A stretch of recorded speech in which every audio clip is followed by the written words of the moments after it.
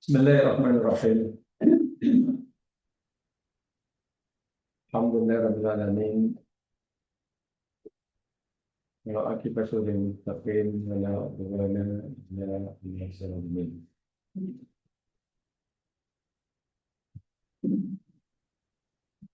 Wa shrah li sadri wa yassir li amri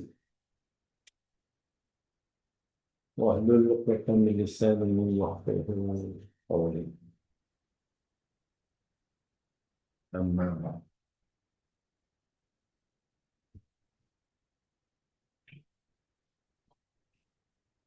Insyaallah kita akan teruskan kajian kita bagi poin terakhir bagi satu sayyidul istighfar, yakni kalimat Faghfirli. Kita masih ingin memperdalam, memperluas kalimat Faghfirli yang terjemahannya apa? Faghfirli terjemahannya dosa ampunkanlah bagiku. Mohon ampun lah maksudnya begitu. Karena itulah satu-satunya permintaan atau doa masalah di dalam Sayyidul Istighfar. Karena selebihnya sama ada yang disebut sebelumnya maupun yang disebutkan selepasnya, fa innahu la yatubu illa anta, namanya doa ibadah. Itu yang telah kita pelajari. Jadi saya ingin mengajarkan untuk mendalami, memperluas pemahaman tentang Faghfirli, mohon ampun. Sebetulnya dalam agama ini ada satu perkara yang perlu kita pahami benar, antara apa yang dipanggil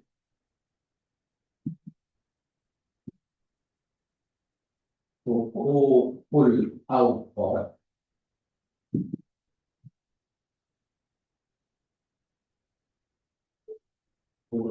lillah dan hukukul lahi fil awqat.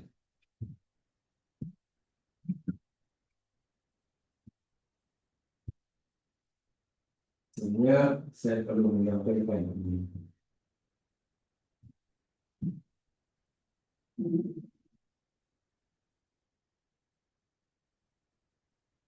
Jadi sebelum kita bicarakan tentang itu Faghfirli sebagai tajuknya, dan sebelum kita uraikan tentang awqatul insani arba'atun, apa maknanya? Awqatul insani arba'atun. Waktu manusia Waktu manusia itu terbagi menjadi empat. Waktu kita, umur kita, mulai pada kita lahir hingga mati, itu terbagi menjadi empat jenis, empat bagian atau empat macam, tak lebih. Yang pertamanya yakni an-nikmah, waktu nikmah, yakni waktu atau masa ketika kita diberi oleh Allah nikmat. Waktu senang, waktu happy, waktu sehat, waktu berjaya, waktu terpilih jadi calon.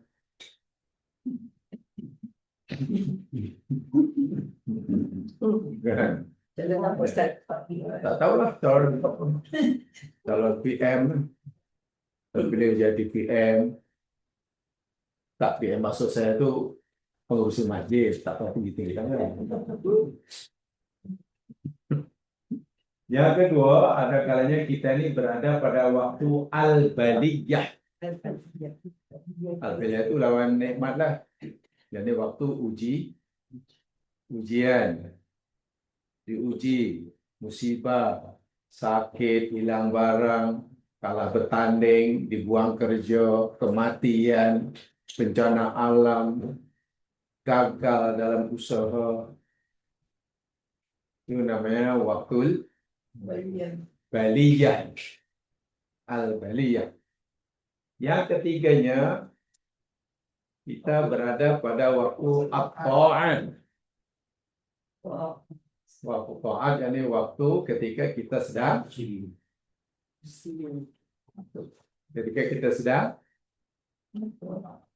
ta'an, dan kita buat apa yang Allah suruh, kita tinggal apa yang Allah tegak.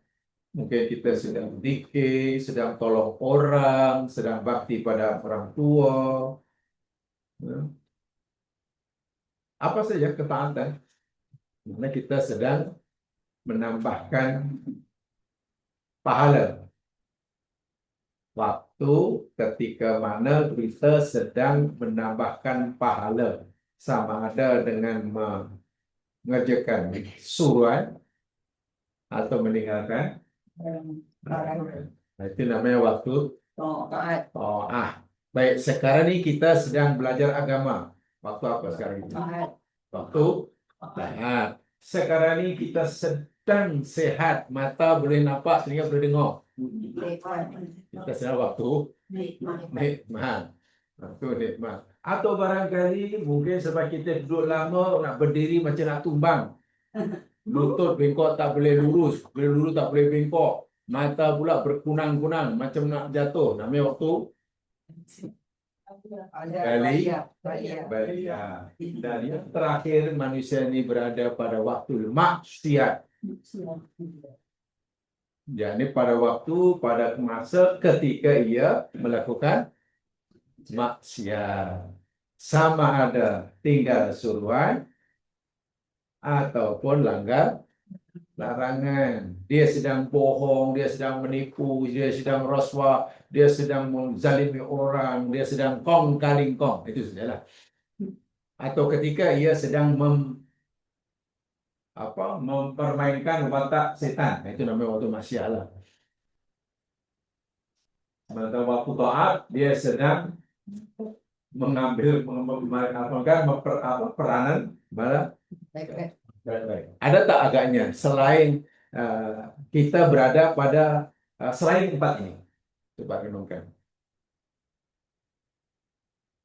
Sepanjang hayat kita, mulai pada pagi hingga pagi lagi, daripada lahir hingga mati, pernahkah kita berada di luar tempat waktu ini? Kita tidak sedang dapat nikmat, kita tidak sedang dapat musibah, kita sedang tidak taat, kita tidak sedang maksiat. Ada? Ada kan? Tak ada lah, memang kita hanya 4 ini waktu kita. Hanya 4 itu. Dan coba kita renungkan sekarang ini kita sedang pakai. Kalau kita sedang dapat nikmat, ya itu senang nikmat. Kalau kita sedang merasa diuji, kita berada pada baliyah. Kalau kita sedang melakukan perintah Allah, taat. Kalau kita sedang menderhakai Allah, melakukan dosa, jadi boleh jadi kita ini pada satu waktu berada pada 4 sekaligus. Boleh jadi. Boleh jadi. Nah, sebelum kita bicara itu lebih jauh, karena itu agak dalam pembahasannya, agak luas. Sebelumnya saya ingin sampaikan mukadimahnya. Ini mukadimahnya. Ada istilah huququl awqati lillahi. Apa saja? Huququl awqati lillahi. Hak waktu untuk Allah, bagi Allah, karena Allah. Waktu itu ada hak. Bila waktu ada hak, karena kita wajib tunaikan, kan? Dan kita berikan hak waktu Kita wajib berikan apa yang hak waktu itu kerana Allah. Satu. Yang kedua ada huququllah fil awqat. Huququl Allah fil awqat. Hak-hak Allah dalam waktu tersebut. Ada hak Allah makna yang kita perlu tunaikan pada masa tersebut. Baik, apa bezanya? Ini ya sekalian. Huququl fil awqat yumkinu qada'uha, hak-hak Allah yang ada pada satu waktu kita wajib tunaikan, tapi jika kita gagal menunaikannya, kita boleh qada, kita boleh lakukan di lain waktu. Contoh, masa antara terbit fajar, ini waktu antara terbit fajar hingga terbit matahari, itu namanya waktu ya. Dalam waktu antara terbit fajar dengan terbit matahari itu ada hak Allah yang wajib kita tunaikan. Hak Allah apa namanya? Apa hak Allah itu? Salat subuh. So salat subuh itu namanya hak Allah dalam satu waktu. Jika kita gagal menunaikan pada waktu tersebut, kita boleh ganti di waktu yang lain. Contoh, karena tertidur, bangun pukul 10 pagi. Kan? Sebetulnya kan salat subuh dilakukan tadi, waktu subuh tadi kan. Karena dia gagal mereka akan tertidur atau terlupa, maka ia boleh qada, dia boleh ganti, dilakukan di luar waktunya. Pukul 10 boleh. Pada bulan Ramadan, misalnya 1 Ramadan hingga akhir Ramadan, Allah ada hak yang wajib kita tunaikan pada waktu itu. Apa dia? Bagi mereka yang gagal menunaikan hak Allah pada waktu yang ditetapkan, dia boleh qada, boleh tunaikan di waktu yang lain. Ini yang bawah dipanggil huququllah fil awqat. Boleh diganti, diqada. Berbeza dengan yang pertama. Yang pertama itu huququl awqat lillahi. Apa itu? Hak Allah, hak waktu. Mana waktu punya hak? Kalau waktu punya hak, mana kita ada kewajiban untuk memberikannya semata-mata karena Allah. Karena Allah. Dan bila kita gagal menunaikannya pada waktu itu, kita tak boleh qada. Tak boleh qada. Saya bagi contoh sebelum nanti boleh di atas nih. Katalah kita waktu tadi ada berapa bagi kita? Ada 4. Katalah kita pilih satu je lah. Kita sekarang pada waktu ketika kita ditimpa baliyah. Baliyah itu kesusahan. Waktu susah. Ingat, waktu susah itu ada hak yang perlu kita berikan pada waktu itu. Jika tidak berikan pada waktu itu, kita tak boleh qada. Apakah hak waktu yang wajib kita berikan ketika kita berada pada waktu balik? Ya, apa agaknya? Sabar. Sabar itu adalah hak waktu. Maksudnya kita mesti tunaikan pada waktu baliyah tadi. Sebab itu jika kita tak mampu bersabar ketika berlaku baliyah, sehingga baliyah musibah itu dah hilang, tak boleh qada di tempat mas lodak tahun depan. Tak boleh. Nanti ya penjelasannya ada. Nah. Baik. Kita berada pada waktu katakanlah sedang melakukan maksiat. Waktu di mana kita sedang melakukan maksiat. Apa agaknya hak waktu yang perlu kita penuhi bila kita berada pada waktu maksiat? Ya. Taubat kan? Taubat. Istighfar. Jadi bila pada waktu kita melakukan maksiat dan sebab itu kita tidak istighfar, kita tangguh tak apalah maksiat bulan ini, tak apalah nanti taubatnya tahun depan lah. Dosa. Bukan dosa karena bertaubat buat taubatnya. Mungkin dosanya diampunkan, tapi dia masih berdosa karena menangguhkan. Ingat, di sinilah. Jadi dosanya dua. Jika bertaubat, pertama kena bertaubat daripada dosa yang pernah dilakukan. Dan jika Allah telah ampunkan pun, dia kena lagi taubat karena dosa yang satunya lagi. Dengan satu jadi taswifut taubat, menangguhkan. Karena waktu karena taubat itu hak waktu semasa maksiat dan tak boleh diqadha. Ini yang kadang-kadang tersilap di sini nih. Hak Allah dalam waktu-waktu bila kita gagal, kita boleh ganti masa lain. Tahun ini ada halangan wajib haji tak pergi haji, tak apa lah kata apa. Nanti tak lain kali lah. Hari ini tak boleh puasa Ramadan kerana sakit kan musafir, kata tak apa. Walaupun ini Ramadan, nanti ganti aja lah bulan Syawal. Boleh. Ini huququllah fil awqat. Nah, yang nak kita bicarakan bukan huququllah fil awqat, tapi huququl awqat lillah. Kita bukan nak bincang tentang hak-hak Allah pada waktu tertentu, tapi kita nak bincang hak waktu yang perlu kita berikan kerana Allah. Dan waktu dalam hidup kita ini terbagi jadi 4 itu. Di 4, tak ada 5. Tidak ada 5. Jadi kita bila berada pada waktu 4 waktu itu punya tuntutan kepada kita. Dia menuntut kita untuk kita melakukan sesuatu sesuai dengan haknya. Ya, secara umum dahulu. Apa hak waktu yang perlu kita tunaikan, yang kita berikan ketika kita dapat nikmat? Apa hak waktu yang perlu kita berikan ketika kita di musibah? Sabar. Apa hak waktu yang perlu kita berikan ketika kita sedang melakukan ibadah, taat dan baik?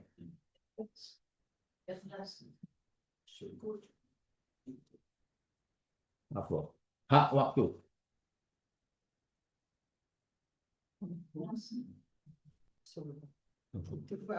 Itu agak lain sikit, nanti saya tunjukkan. Nanti apalah, itu simpan dulu. Baik, yang keempat senang. Apa hak waktu yang perlu kita berikan ketika kita sedang maksiat? Taubat kan? Istighfar kan? Istighfar. Itu secara umumnya. Dan jika kita tidak memberikannya pada waktu tersebut, tak boleh qadha. Contoh, Allah bagi kita nikmat hari ini, maka syukurnya pun hari ini. Sebab kalau kita tunda besok, besok sudah ada nikmat yang baru. Jangan kita fikir nikmat itu hanya hari ini, esok. Nah, ini saya tak ada nikmat. Tak? Malangnya, ramai orang fikir nikmat itu hanya terus. Siapa yang akhirnya ramai orang terbayar dalam agama itu melihat nikmat, resiko hanya benda. Kesilapan besar. Apa dia fikir heartbeat kita yang tak pernah berhenti ini bukan nikmat? Itu rezeki yang luar biasa itu. Apa kita fikir oksigen yang tak pernah kita mencarinya itu bukan nikmat? Maka kalau Allah tarik mati kita. Pertanyaannya, adakah Allah pernah berhenti memberi kita nikmat sesaat pun? Tak. Jadi bila Allah tak berhenti memberikan nikmat walaupun sesaat, sedangkan ketika kita dapat, kita wajib bersyukur. Maknanya bersyukur tak boleh berhenti, tak boleh mensyukuri nikmat saat hari ini, mestinya besok dah ada lagi. Tak boleh mensyukuri nikmat saat ini, kita lakukan petang nanti, karena petang dah ada nikmat baru. Jadi kalau tidak, nanti kita akan menunda, menimbun kewajiban syukur hingga mungkin sampai tak larat. Karena terlalu banyak. Ibarat pekerjaan yang semuanya diberikan saat ini, kan sekali, tapi tak pernah tunda-tunda. Ya, 1 bulan dah tak larat lah. Tidaklah pandang hidup itu seperti itu. Dosa demikian juga. Dosa demikian juga. Dosa hari itu, saat itu, ya saat itulah taubatnya. Sebab kalau ditunda-tunda, tasbih, lepas itu mungkin buat dosa lagi, buat dosa lagi, buat dosa. Ketika dosanya bertambah, sementara dosa yang pertama belum minta ampun. Udah tahu itu.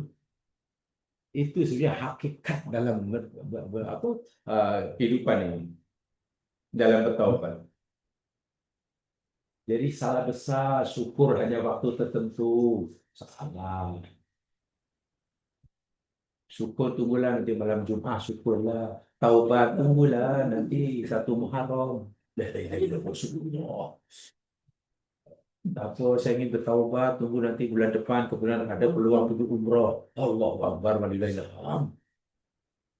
Saat ini, karena saat ini kita berdosa, saat ini kita bertaubat. Saat ini berlaku musibah, saat ini kita bersama. Saat ini kita dapat nikmat, saat ini kita sayangnya mungkin kelemahan kepada kita ini tidak merasa diberi nikmat oleh Allah setiap saat. Tidak merasa diuji oleh Allah setiap saat. Tidak merasa berdosa setiap saat. Karena dia pikir dosa itu hanya bunuh orang. Wah, kan dosa ada dosa jaware, namanya dosa zahir, perbuatan, anggota perbuatan, dan juga dosa hati. Dosa hati yang paling payah. Paling payah. Sebabnya, jadi yang kita nak bicarakan yakni yang atas tu, hukukul awqat lillah.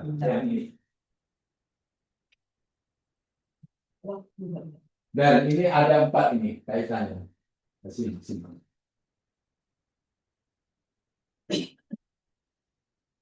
Jadi kalau kita kata dalam Sayyidul Ispan itu yang kita minta satu aja, faghfirli, maka ampunkanlah ya Allah, ampunkanlah daku, atau berilah aku pengampunan. Maknanya kita sedang apa tuh? Kalau kita minta ampun pada Allah, kita istighfar pada Allah, kita sedang melakukan apa tuh? Jadi memberikan hak waktu apa tuh? Hak waktu apa tuh? Kita minta ampun, mana kita sedang memberikan hak waktu maksiat. Ketika kita sedang maksiat, waktu maksiat itu punya hak yang kita berikan. Apa hak dia? Taubat. Dan saat itu tak boleh ditunda, karena menundanya satu kesalahan lagi. Walaupun mungkin dosa pertama diampunkan. Tapi taswifut taubah, menangguh-nangguhkan, menunda-nunda taubat, itu adalah satu kesalahan yang tersendiri. Kesalahan yang tersendiri. Baik, ini yang kita nak pelajari. Mari kita lihat yang pertama, yakni apa? Waktu nikmat.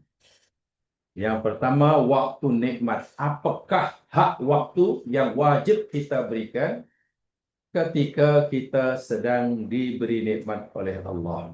Dan pertama sekali, tolonglah dipahami makna nikmat, jangan hanya kebendaan. Itu ialah.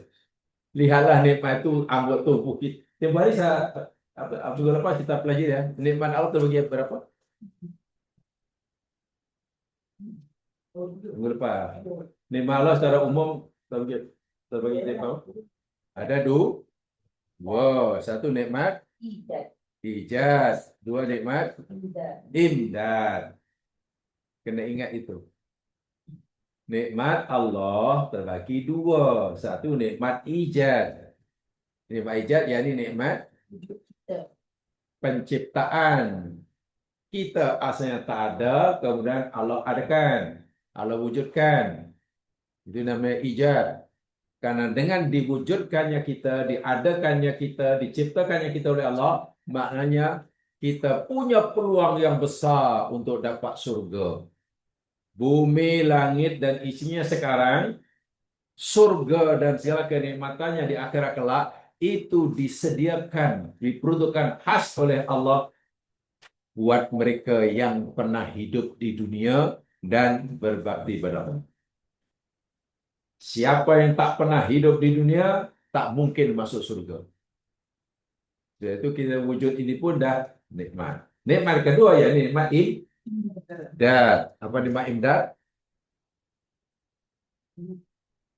Apa kemudian nikmat imdad?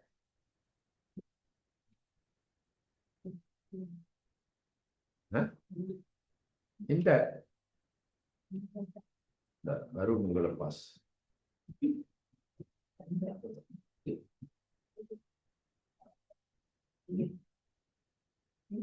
Ya, imdad itu nikmat apa tuh? Ijaz dah tahu nikmat. Setelah Allah ciptakan kita dari tiada, setelah Allah tempat kita di bumi, asalnya kita tak tahu di mana, Allah tidak kita biarkan menderita, lapar dibiarkan, sakit dibiarkan, kita perlu oksigen tidak disediakan. Nikmat Ibrahim, nikmat segala apa yang kita perlukan dalam hidup itu namanya imdad. Secara mudah nikmat imdad yakni bumi, langit dan isinya. Sudah.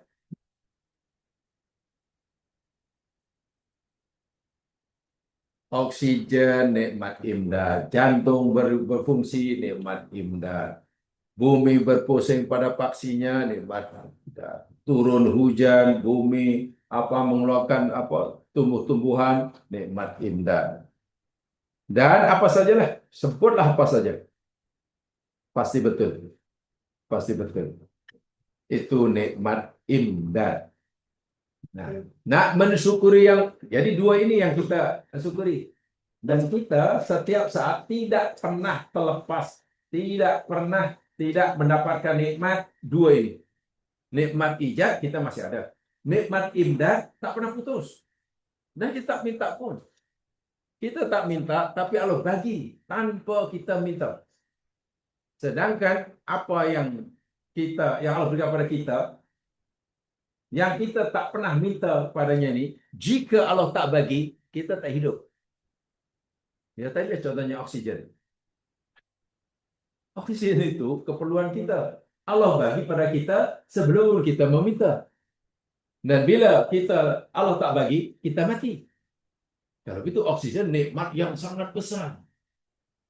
Sedangkan oksigen oleh Allah SWT diberikan setiap saatnya, tidak sesaat pun dihentikan oleh Allah. Bermakna dalam kehidupan kita ini, kita 24 jam misalnya. Ya. Misalnya setiap saat dalam minitnya. Setiap minit dalam jamnya. Setiap jam dalam harinya.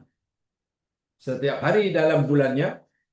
Sentiasa berada di dalam waktu nikmat.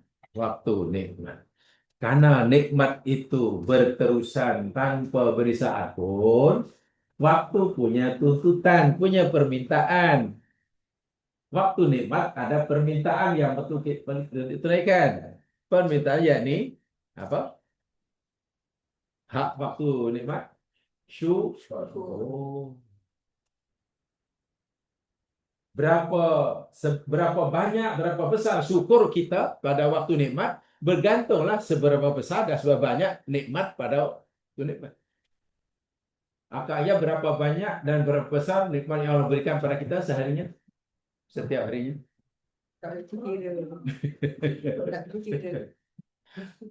Berapa banyak nikmat Allah yang Allah berikan pada kita setiap saatnya. Tak terkira. Berapa besar nilai nikmat yang Allah berikan pada kita setiap saatnya? Tak terkira. Bila tak terkira, maknanya syukur kita jangan berkira sangat. Syukur berkira. Itu pun tunggu masa tertentu. Jadi bagaimana kita cukup bekalan menghadap Allah? Ini perlu. Kesadaran sebenarnya perlu ada. Kalau bila kita sudah kesadaran, nah, insya Allah hati kita bergerak untuk melakukannya. Jadi ini tanpa ada kesadaran ini, orang akhirnya tidak merasa bersalah walaupun melakukan kesalahan. Bila nikmat Allah berikan setiap saat, maka syukur pun setiap saat. Bila satu hari banyak Allah berikan kita 100 nikmat, maka 100 sehari pun kita bersyukurnya 100 kali. Nah, bagaimana itu syukur? Nah, inilah yang kita dulu bila kita belajar ini nikmat ya. Pertama nikmat ini asyukur ya. Syukur itu hari kita telah pelajari ada 3 tingkatan kan. Syukur ada 3 tingkatan. Yang paling basic, paling penting bahwa ini adalah asal bagi syukur ya ini syukur bil qalbi. Syukur dengan hati. Kemudian diikuti dengan syukru bil lisani. Syukur dengan lidah. Yang ketiga paling semua ini namanya asyukru bil af'ali atau bil jawari. Af'al. Apa af'al? Perbuatan. Baik. Supaya kita tidak salah paham atau kurang paham atau punya pahaman yang masih mentah. Ya, istilah-istilah saya memang menggerunkan. Supaya kita tidak punya pahaman yang masih mentah. Bahaya tuh. Punya pahaman agama tapi pahamannya masih mentah. Kacau. Dan diingat dan dipikir sudah masak. Makan nasi yang mentah, sayur mentah pun sakit perut. Pertama sekali yakni asyukru bil qalbi. Syukur dengan hati. Apa makna syukur dengan hati?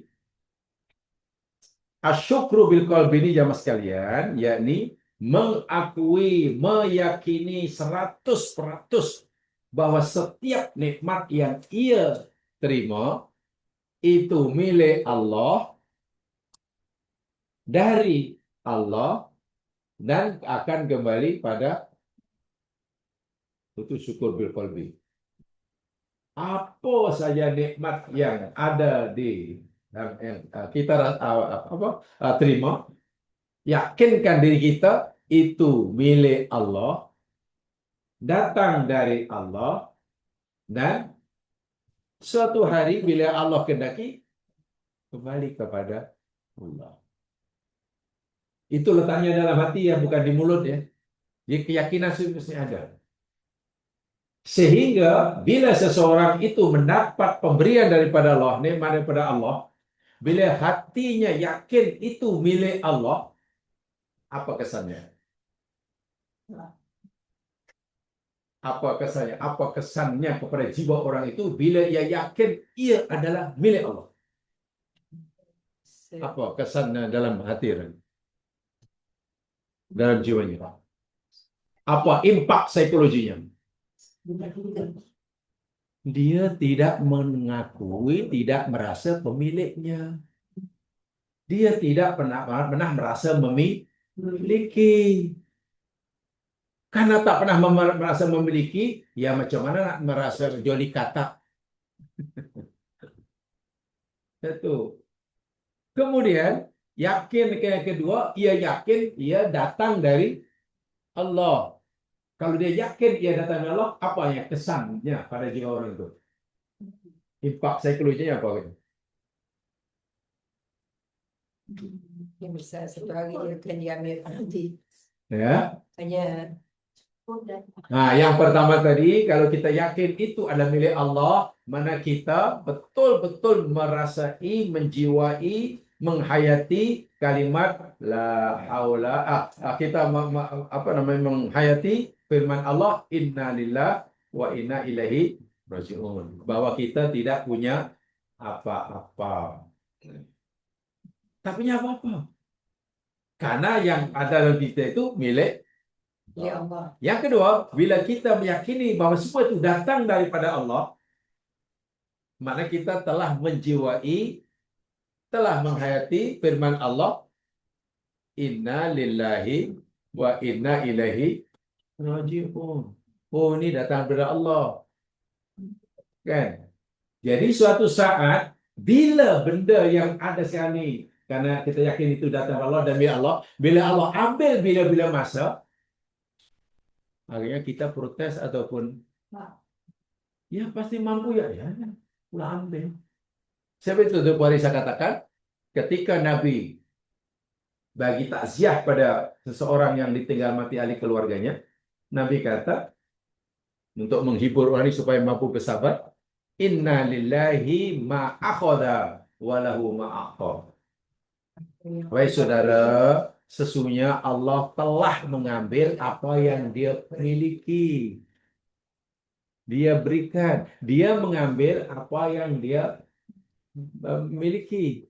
Jadi anak Puan yang mati itu Allah yang mematikan. Jadi Allah mengambil milik dia, bukan milik Puan. Jadi engkau tidak boleh merasa kehilangan.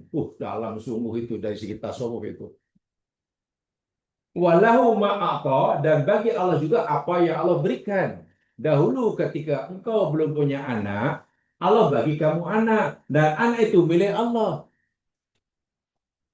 Pemilik sebenarnya tetap Allah. Nah, sekarang Allah mengambil apa yang jadi miliknya. Jadi engkau tidak boleh merasa kehilangan. Engkau tidak boleh protes kenapa Allah ambil. Allah ambil apa yang milik, kita akan protes.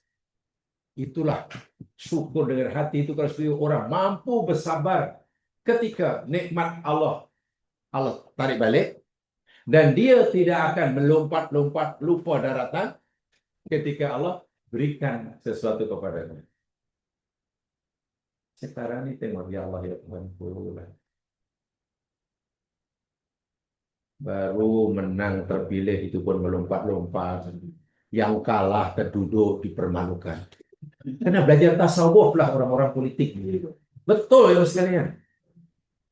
Selagi orang tak belajar tentang tasfiyatun nafsi, hancur. Dapat menang sikit, melompat seakan-akan dia paling berhak. Sementara, tengok kamu sekarang padan, kamu padan. Dan kehilangan pula, sekarang sudah gelap gulita dunia. Di manalah pahaman agamanya ini? Wah, ini paham paling dasar sekali. Coba pahami, syukur dengan hati aja sudah. Dan itulah yang dicontohkan oleh Nabi Sulaiman. Betul. Ketika Nabi Sulaiman mendapatkan tambah nikmat daripada Allah, yakni singgasana Bulqis sekelip mata berada di hadapannya, itu nikmat luar biasa. Punya pegawai istana, punya barisan kabinet, mempunyai kemampuan luar biasa tuh. Jadi mana Nabi Sulaiman makinlah kuat. Apakah Nabi Sulaiman lupa daratan? Apa kata Sulaiman ketika melihat singgasana? Hadza min fadli. Itulah makna syukur dengan hati. Jadi hati bukan dengan mulut ya. Syukur hati itu makna mesti apa yang diucap itu ini adalah kurnia suatu dari Tuhanku. Sulaiman yakinkan ini milik Allah, ini daripada Allah. Kemudian mungkin dia tanya pada diri sendiri, kenapa ya Allah bagi aku sesuatu ini yang Allah tak berikan pada orang lain? Rupanya lihat luani ashkuru am akfur. Rupanya Allah nak uji aku sama dengan aku. Syukur atau aku. Itu kesadaran yang luar biasa namanya. Yang pertama. Dia bukan, kenapa ya Allah bagi aku? Ya memang patut, bilang aku layak. Orang lain tak layak langsung. Ini pun kira Allah lambat bagi. Sepatutnya tahun lepas. Kurang asem punya murid. Inilah bahayanya bila tidak dipahami agama dengan betul-betul. Sehingga dunia tak akan aman sampai bila-bila. Yang dapat sikit melompat-lompat sombongnya luar biasa. Yang hilang sikit, menderitanya malunya luar biasa. Ini karena memahami syukur bil qalbi pun belum lepas. Itu syukur bil qalbi. Dan Allah bagi tahu pada kita, yaitu Nabi Sulaiman kata apa kalau dapat nikmat? Hada min fadli rabbi liyabluwani ashkuru am akfur. Semua ini adalah sebagian dari kurnia Tuhanku kepada aku. Dan sebenarnya aku tidak berhak. Dan aku tidak boleh merasa hebat. Aku tidak boleh merasa memiliki. Karena semua ini milik Allah, datang daripada Allah. Dan Allah bagi kepada aku, tak bagi pada orang lain. Rupanya Allah nak tambahkan aku ujiannya.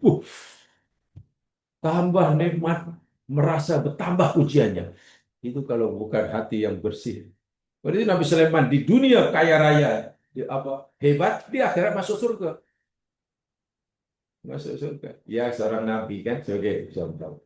Atau paling tidak dalam surah Al-Kahfi, bila kita melihat nikmat yang Allah berikan pada kita,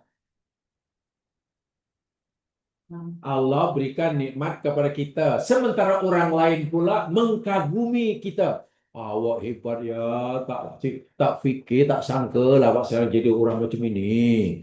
Wahai dulu, ya Allah, awak kat kelas paling lah. Paling teruk, awak punya nilai peperiksaan paling teruk. Bahkan awak pun termasuk orang yang tak pernah makan di kantin karena tak ada uang. Tak sangka sekarang awak jadi orang besar. Rumahnya besar, dunia besar. Kagum saya datang ke rumah awak. Macam ini.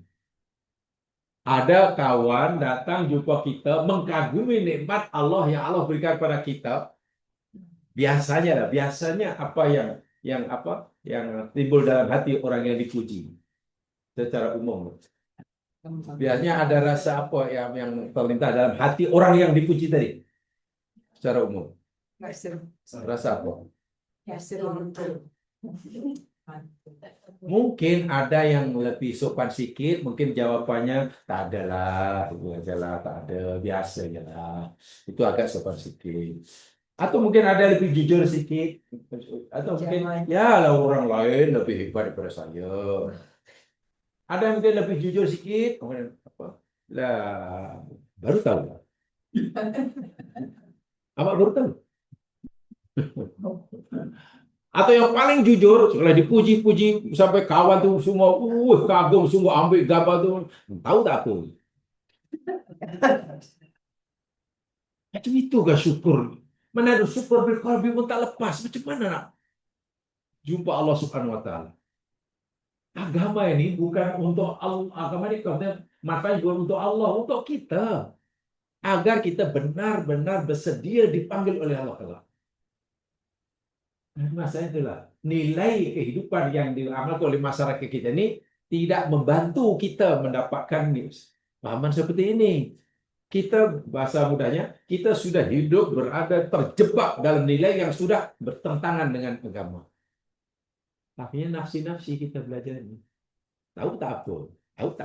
Allah. Sebenarnya apa? Sebagai orang yang ingin bersyukur nikmat paling tidak dengan hati. Bila ada orang puji kejayaan kita, kehebatan kita, orang lain ya Allah masihlah pakailah mangkok ni tanah liat. Dia masalah pakai kuali tanah liat. Pakailah kayu api itu. Kawan sudah pakai robot. Pinggan pun gold plated sehingga kawan yang makan pun tak jadi makan. Karena asyik ambil gambar aja. Bila kawan mengkagumi apa yang Allah berikan pada kita, katakan saya kepadanya menurut dalam surah Kahfi, Masya Allah, la quwata illa billah. Ucapan itu dan hayati. Jangan hanya dudukan, hayati. Apa mana? Apa, Masya Allah. Kehendak oleh Allah. Apa yang kamu kagumi pada diri aku ini, Masya Allah, itu adalah kehendak Kehendak Allah. Allah. Itu milik Allah, kehendak Allah. La quwata illa billah. Tiada Ada kekuatan itu. nikmat. Aku sebenarnya tak layak pun. Jangankan aku nak memiliki segala-galanya, nak mengedipkan mataku pun kalau Allah tak kenaki, aku tak layak.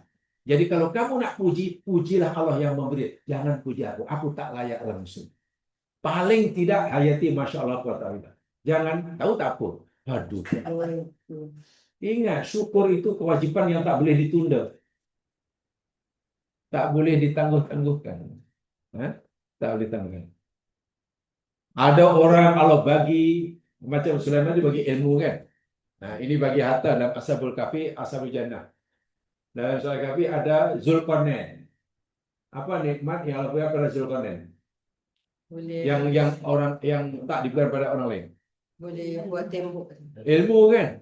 Ilmu yang luar biasa hingga mampu menjelajah ke seantero planet bumi. Bahkan mampu membina satu tembok yang terbuat daripada besi keluli. Dalam bahasa sekarang, Zulkarnain menguasai ilmu metalurgi. Metalurgi. Yang sekarang jadi ya teknologi berat lah tu. Yang Malaysia pernah punya tapi bankrupt tu lah. Perbaja Steel kan dah almarhum ini.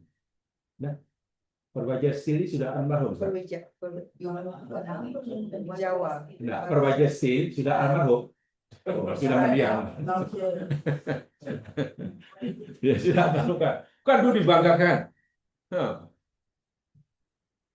Zulkarnain punya ilmu itu. Setelah ia berjaya membina dinding raksasa yang sangat-sangat canggih teknologinya, ya tentulah dipuji, dikagumi oleh bangsa yang minta pertolongan. Apalagi dia satu-satunya. Zulkarnain dengan rendah hati kata, "Hada rahmatum min Rabbi." Apa dia kata? Ini adalah rahmat dari Tuhanku. Kamu jangan pandang aku pandai dan aku berhak kamu puji. Ini rahmat dari Tuhanku. Aku tidak punya kekuatan apa-apa. Itulah syukur bil qalbi. Usaha sekali. Paling tidak. Melihat apa saja, yakinkan diri kita itu milik Allah, datang dari Allah, dan suatu saat Allah akan. Kalau itu sudah melekat dalam hati kita, jemaah sekalian, apa nanti kesannya dalam kehidupan kita dalam masa yang panjang di dunia sebelum kita dipanggil oleh Allah? Lihat ayatnya. Coba lihat surah Al-Hadid.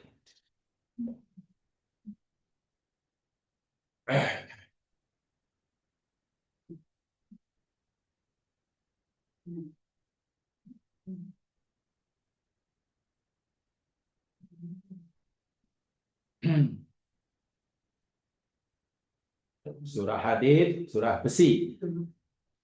Surah yang keberapa ini? Besi. Saya yakin zaman dulu pernah belajar apa namanya fizik, jadi mesti ingat. Besi ini apa? Atom besi. Fi kan? Fi kan? Fi ini nomor berapa dalam urutan tabel itu? 57.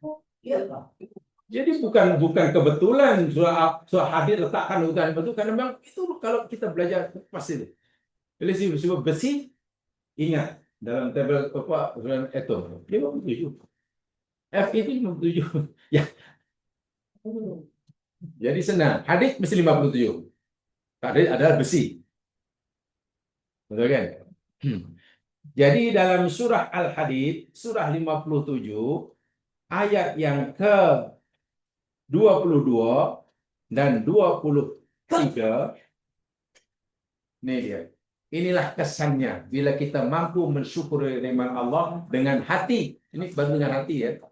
Baru dengan hati. Yakin bahwa semua milik Allah, datang dari Allah, dan suatu hari Allah akan ambil.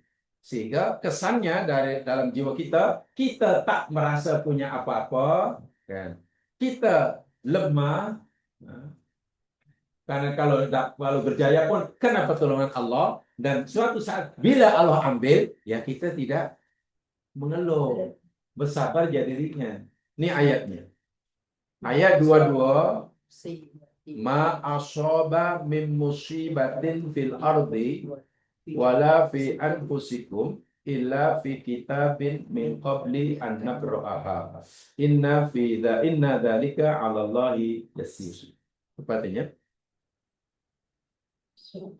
dan apa saja, ya, atau dan tidak, sebab belakang ada ilah, ya, dan tidak ada apa saja musibah yang berlaku di muka bumi, dan tidak ada apa musibah yang menimpa diri kamu illa fi kitabin, kecuali ia telah berada dalam kitab, rekod, catatan, ketetapan Allah semenjak zaman azali di Lauh Mahfuz namanya. Bila Allah menetapkan itu, min qabli an nabra'aha, daripada sebelum kami menciptakannya. Sebelum Allah ciptakan musibah menimpa kita, sebenarnya ia telah direkod dah, telah termaktub dah. Sehingga apa yang berlaku di alam semesta ini, mau senang ke, mau susah ke, banjir besar ke, tsunami besar ke, hilang barang ke, kematian ke, aksiden ke, semuanya telah ada rekodnya. Jadi kita ini menjalani skrip, dan kita wajib yakin itu. Jadi jangan pikir Allah baru tahu ketika gunung api itu meletus ketika kita sedang meletup. Ada gunung berapi meletus. Oh, Allah baru tahu meletus. Saya tak. Sebelum alam dicipta, Allah sudah tetapkan. Bila akan meletus, kenapa meletus, seberapa besar letusannya, berapa banyak orang terkorban, berapa lama padam panas laharnya. Allahu Akbar. Allah sudah tetapkan fi kitabin sebelum Allah dan perkara itu inna dzalika 'ala Allah yasir. Sesungguhnya yang sebenarnya itu atas Allah sangat mudah. Jadi jangan kita nisbahkan pada kemampuan kita. Kalau kita macam mustahil. Kalau dinisbahkan pada ilmu Allah, ya kecil dah, benda itu kecil. Kenapa Allah beritahu ini? Dan kenapa Allah suruh yakin perkara ini? Pertama, Allah beritahu ini tujuannya supaya kita yakin, ya. Yakin bahwa segala sesuatu yang akan menimpa kita, sama ada senang maupun susah, sakit atau sehat, dapat barang atau hilang barang, Allah dah tetapkan, kan, sudah ada kan ketetapannya. Dan kita wajib yakin itu. Kenapa Allah suruh kita yakin? Tujuannya ayat 2-3. Tolong pahami betul-betul. Mari kita gunakan akal sehat dan hati yang jernih. Insya Allah paham. Bahasa saya memahami ayat ini menggunakan akal sehat dan hati yang jernih. Tujuannya kata Allah, likaila taksau ala ma fatakum. Supaya tidak, itu supaya tidak taksau, engkau bersedih, agar supaya kamu tak bersedih ala ma fatakum, atau apa yang luput, yang hilang dari kamu. Maknanya bila suatu hari kamu mengalami masalah, hilang barang, gagal mencapai ini, gagal itu, ya kamu tak sedih. Kenapa tak sedih? Bagaimana orang boleh tak sedih ketika kehilangan barang? Maksud caranya? Dia kena letakkan keyakinan sebelum berlaku bahwa semuanya dah ada. Jadi kita hanya bersedia. Bila kita sudah yakin akan berlaku yang baik atau yang buruk, hanya saja kita tak tahu bila berlaku dan di mana, jiwa kita sudah bersedia menerimanya. Jadi terkejut atau tidak agaknya kalau dia tak terkejut, kan? Macam mana terkejut? Dia sudah yakin. wala tafrahu bima atakum. Yang kedua, dan supaya kamu tidak bergembira ataupun joli kata atau raya keling, supaya kamu tidak lupa daratan dengan apa yang Allah berikan. Supaya kamu tidak lupa daratan, melompat-lompat dengan nikmat yang berikan. Karena sebelum kamu dapat itu, Allah takkan, hari ini aku berikan pada orang ini, hari ini aku berikan pada yang ini. Bila kita sudah yakin seperti itu, hati kita sudah bersedia. Tidak lupa daratan bila Allah berikan kita kesenangan, dan tidak putus asa mengeluh bila apa? Allah timpakan kita musibah. Macam mana nak hilang, kita nak tetap nak pastikan hati tetap tenang, sama ada dapat nikmat ataupun musibah, dapat nikmat dapat bersyukur, dapat musibah dapat bersabar. Berikan ayat ini macam mana caranya? Berikan panduan ayat ini. Kita kena tanamkan keyakinan bahwa segala sesuatu yang akan berlaku pada diri kita ini Allah sudah tulis. Walaupun kita tidak tahu di mana, tapi yakin. Contohlah sebagai analogi yang bersama. Kita bawa kita laju, bukan main laju. Tiba-tiba lah dari arah yang belakang adalah kita ada kawan tu flashlight. Kita tengok meter kita 16. Hari itu hanya 110. Bila kita tengok depan tu ada kawan flashlight, apa yang dapat kita faham daripada isyarat tadi? Depan ada polis. Ada mat paca. Itulah. Jadi depan ada mat paca. Kita yakin ada. Walaupun mungkin kawan itu hanya ingatkan jangan laju-laju. Karena kita yakin depan ada polis, karena ada speed trap, akhirnya kita pun tengok kesannya. Itu hanya karena yakin ada. Wah, tak ada pun. Sekali jalan pun, tak ada, kurang asam katanya. Yakin ada, walaupun tak ada. Itu pun boleh membuat kita jadi baik. Iya.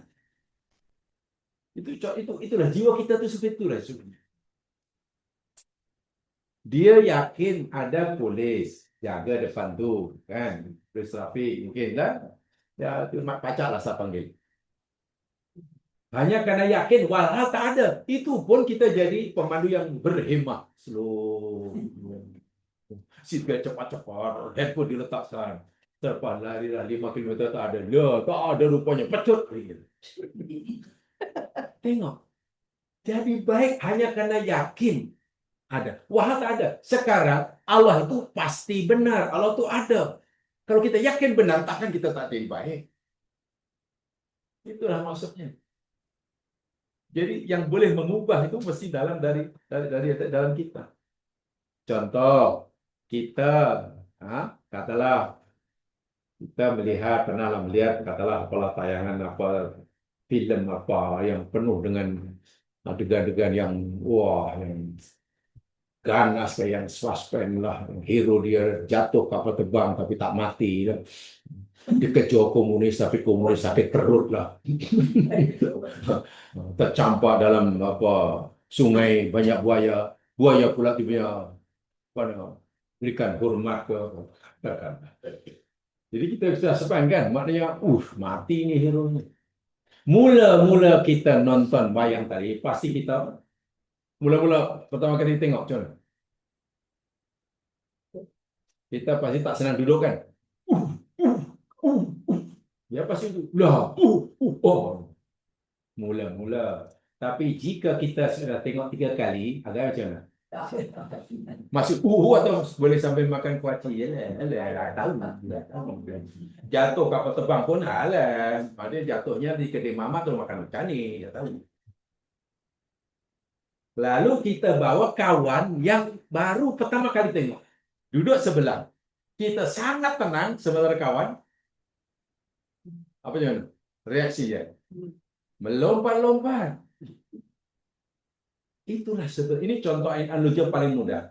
Orang yang yakin akan ayat ini, bila berlaku apa-apa, dapat nikmat tidak melompat-lompat, dapat musibah pun tidak terduduk. Tapi yang tak iman, ya itu tadi.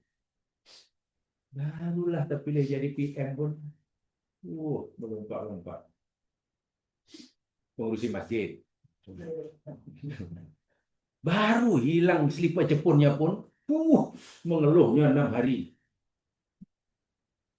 Di mana iman orang mukmin bila seperti itu? Itu sebagai contoh yang mudah. Itu Allah kata, kamu kena yakin bahwa segala-galanya itu aku dah tulis. Bila kamu yakin, nanti kamu bersedia. Oh, suatu saat pasti Allah akan berikan nikmat padaku. Maka sebelum Allah bagi nikmat dulu, hatiku sudah bersedia untuk tidak melompat-lompat. Suatu hari aku yakin pasti ada musibah yang Allah timbang padaku. Sebelum Allah timbang musibah, hatiku aku persiapkan, aku mesti bersabar, menerima. Sebab kalau kita sudah bersedia sebelum berlaku, ya tak rasa apa-apa. Contoh yang mana kita sedang duduk, sedang asyik melawan baca apakah busuk, tiba ada kawan tegur dari belakang sampai tepuk bau kita. Agaknya kita macam mana? Tepuk. Melompat kan? Terkejut. Betul terkejut. Terkejut walaupun dia hanya tepuk. Tapi coba kalau kita tahu yang kita nak dipukul. Ada kawan nak pun kita sudah pukul dan kita sudah kejar. Jangankan hanya diketuk, dipukul pun tak rasa sakit. Karena kita sudah bersedia. Itulah namanya jiwa yang dah terbuka bersedia. Jiwa yang dalam Al-Quran dipanggil responsif. Hati yang responsif itu. Jadi wa idza tuliyat ayatuhu zadat wajilat qulubum. Dzakirallahu wajilat qulubum. Bila disebut nama Allah, hatinya gemetar. Bila dibacakan Al-Quran, bertambah imannya. Dalam kata pensalah tafsir Sadaru, itulah namanya hati jiwa yang responsif. Macam mana hati merespon kesenangan, macam mana hati merespon kesusahan. Tenang aja. Tenang, sangat tenang. Tidak akan berubah. Ini Quran yang kata. Dan ini ibadah sini tidak boleh dikodok. Maknanya mesti dilakukan semasa kita dapat nikmat atau ketika kita dapat musibah. Kalau dikodok, maka kita sudah tambah lagi kerja. Nikmat pertama belum kita syukuri, nikmat yang kedua, ketiga, 10 sudah ada lagi. Musibah yang pertama kita belum mampu bersabar, sudah diikuti dengan puluhan musibah. Akhirnya, mensyukuri nikmat Allah semakin sangat berat. Sabar terhadap usaha semakin sangat berat. Karena ketika nikmat bertambah, syukur kita tetap.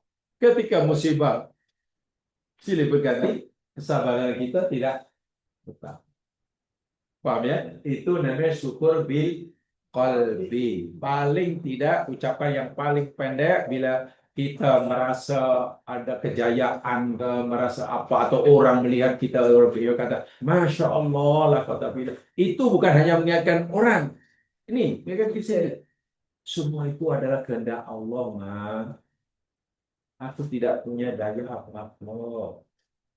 Semua itu datang dari Allah, milik Allah, dan sesuatu akan daripada Allah. Kita lulus yang pertama. Dan itu ibadah itu. Itu ibadah. Itu boleh membolehkan, itu menambah bekalan yang sangat besar untuk jumpa Allah Subhanahu wa taala. Tapi malangnya bila kita ibadah, kita dah rajin ibadah sebelum mati. Sebab itu jangan tinggal solat. Memang tak boleh. Apa fikir kalau belum nak mati boleh tinggal solat? Karena nasihat pun bunyinya pun pelik. Kita ini benar rajin-rajin solat lah sebelum kita mati. Apa kita fikir kalau masih lama mati boleh tak solat? Nak, awak kena rajin lah nak, pergi suruh nak, karena awak sudah dapat kerja. Sudah dapat kerja, dah senang tu, ya pergi rajin solat. Apa dia fikir dahulu sebelum dapat kerja boleh tinggal solat? Ini kadang-kadang nasihat pun bunyinya pun dari segi mantik salah itu. Dari segi mantik salah kan? karena sekarang nih awak sudah senang, jangan tinggal sholat ya. Itu mafhumnya kalau orang belajar mantik, orang itu membenarkan dia tak sholat ketika dia belum senang. Itu salah ben keliru. Sesat itu nasihat itu bagi saya sesat. Malangnya, nasib baiknya yang diberi nasihat tak paham ke sana. Jadi oke lah, oke. Wah itu salah. Tidak ada nasihat begitu dalam agama. Bahasa itu tidak ada dalam bahasa agama. Bahasa agama. Nih, sholat itu wajib. Mau senang, mau susah, mau fakir, mau miskin, sibuk, sholat kan wajib. Kenapa pula oleh karena awak ini sudah senang, jangan kita sholat ya. Mafhum mukhalafahnya, dahulu awak oke lah tak sholat karena masih sibuk. Sekarang umur makin meningkat nih, jangan tinggal sholat ya. Dulu oke lah, masih muda. Itu salah besar sebenarnya. Salah besar. Jadi akhirnya orang memahami, dia pikir ibadah itu mendapat mencari bekalan jumpa Allah itu hanya ibadah-ibadah ritual. Bahwa ini ibadah yang tak kenal masa nih. Asyukru bil qalbi ini ibadah yang tak ditentukan oleh masa bila Jumat ke pagi, yakni setiap masa dalam keadaan apapun. Tidak perlu bersuci. Iya, tidak perlu menutup aurat. Meyakinkan diri kita bahwa setiap apa nikmat itu milik Allah, datang dari Allah, itu kan tak perlu berwudu dulu. Lambat berwudu. Itu kena melekat dan itu Masya Allah nilai seperti ibadah itu luar biasa. Kenapa? Dia bukan sekadar melakukan amal ibadah, tapi orang ini sedang meningkatkan kualiti ubudiyah. Itu biasanya. Bukan sekadar melakukan amal ibadah, tapi dia sedang meningkatkan kualiti ubudiyah. Bisa ya, beberapa hari telah kita pelajari, saya tidak mengulangi. Apa bisa ibadah dan ubudiyah?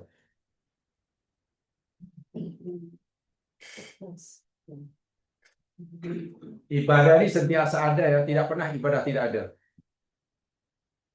Ibadah sentiasa ada, tidak pernah tidak ada di muka bumi ini. Karena ibadah itu merujuk, merefer kepada perintah Allah dan tinggal larangan. Itu ibadah. Ada orang sholat, kata ada orang sholat, perintah sholat itu tetap ada.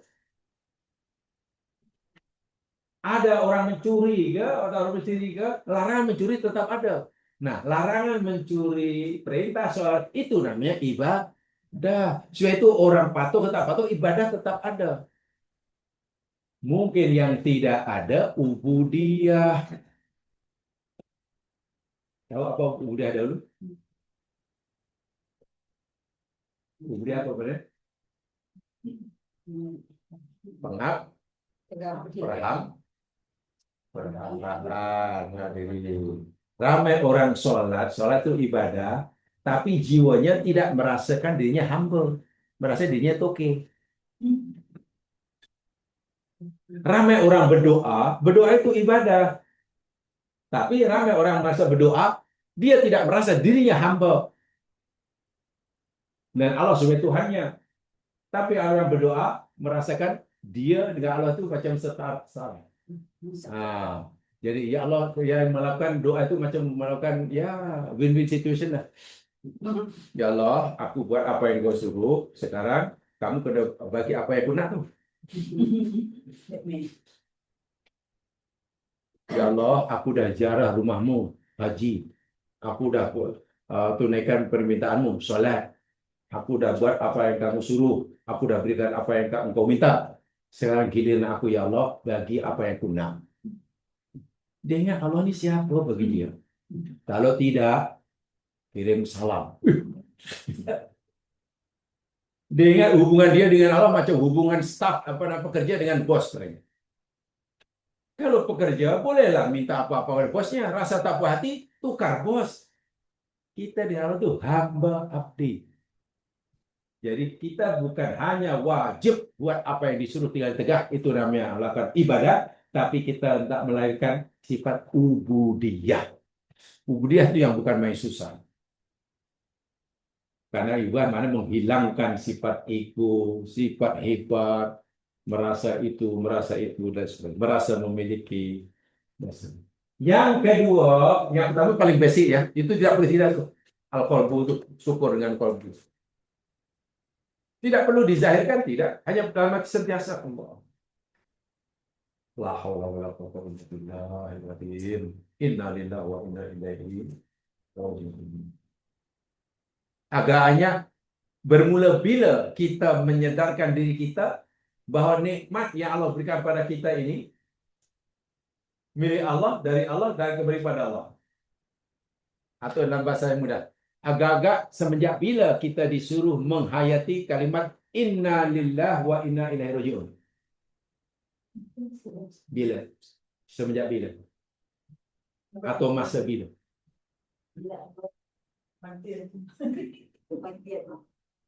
Itulah saya katakan betul-betul bila kita belajar misalnya soal masa, innalillah hanya diucapkan di lafazan ketika mendengar kematian, atau dalam bahasa lebih luas sikit, lebih ilmiah sikit, hanya ketika mendengar nikmat diambil balik oleh Allah. Itu lebih ilmiah sikit daripada kematian. Kematian terlalu spesifik. Kalau ingin lebih ilmiah sikit, innalillah biasanya diucapkan oleh ramai orang hanya ketika mendengar atau melihat nikmat Allah diambil semula oleh Allah. Dan tapi Allah menyuruh kita tak begitu.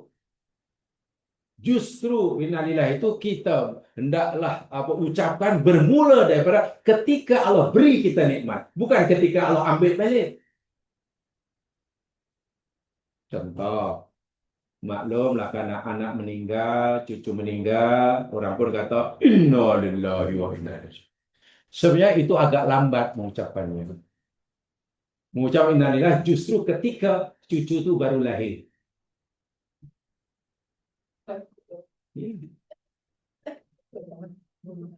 Lama orang tak punya anak, lalu minta anak pada Allah. Kemudian Allah bagi anak. Pertanyaan saya, anak itu milik Allah atau milik hamba yang diberi itu? Milik Allah. Dari Allah atau bukan? Karena itu pemiliknya siapa? Karena itu milik Allah, daripada Allah, dan suatu saat akan kembali pada Allah. Saat itulah kita kata inna lillahi wa inna ilaihi raji'un. Tapi maksudnya orang memahami kalimatnya, tidak memahami inti kan. Falsafah itu. Kita yakinkan diri kita, budak ini milik Allah. Budak ini pun datang dari Allah. Dan suatu saat Allah akan ambil, walaupun aku tidak bersedia. Itu cerita lain. Jadi bila dari awal lagi sudah letakkan milik Allah, nanti suatu saat bila budak itu Allah matikan kan, tanpa notis, jiwa kita sudah bersedia kan. Oh iyalah, maklum dah. Malahnya semasa dapat anak dia fikir anak dia, milik dia. Itu silap. Innalillah itu bukan diucapkan ketika nikmat Allah ambil balik, justru ketika awal Allah bagi kita. Innalillah wa inna ilaihi raji'un. Itu makna filosofinya. Hanya karena pemahaman kebanyakan orang nih tak seperti itu, inalah hanya dikaitkan dengan kematian. Jadi kalau umpamanya adalah cucu lahir, lalu tok wan, nenek belah suami berarti datang, ya bukan gembira, ini anaknya dapat cucu juga. Kata tok wan yang sebelah. Yang sebelah orang sudah mengaji agak mendalam, innalillahi wa inna ilaihi. Mungkin ditegur oleh besannya. Ya, Wan, doakan cucu mati aja. Ini bukan salah yang cakap, salah yang menegur karena pemahamannya mentah. Inilah perlunya belajar agama dengan ta'amuk. Dan ramai orang tak sedar benar itu. Alhamdulillah kami dahulu diajar masa di pondok, dan bilang ayah saya pun mengajar begitu. Nanti kamu nak belajarkan Rim, ya, macam ya? Ya, nanti kalau belajar kamu berjaya, pertama sekali ucapkan innalillahi wa inna ilaihi raji'un. Macam mana? Yalah, sebab kejayaan kamu nanti belajar itu milik Allah.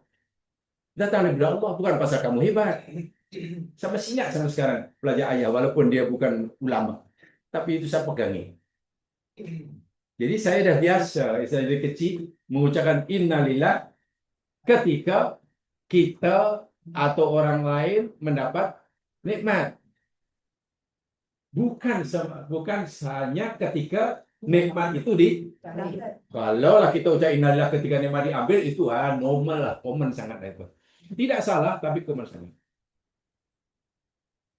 Coba bayangkan kalau awal-awal kita sudah kata ini milik Allah nih, ini dari Allah nih.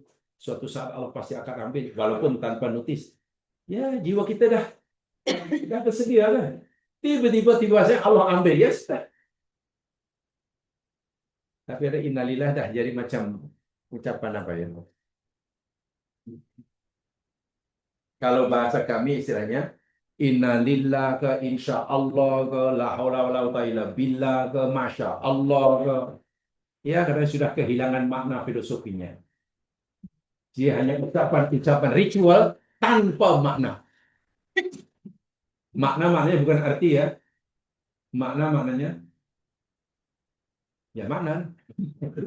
Hanya ucapan di mulut tanpa makna yang ya akhirnya sehingga ada orang saya dah cakap dah subhanallah saya ada zikir pada Allah lah.